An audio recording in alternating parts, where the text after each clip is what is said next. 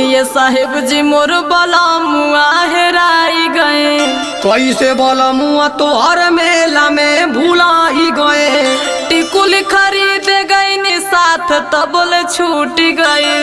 ऐसन तनान कतही पी के सरवा सूत गईल। पढ़लो लिखल न उ हमें कि घर चली आई है। पहिले लगाई बचार सोटा जब उ मिल जई है। हंस खुश घर से उ मेला में लेके आए वो।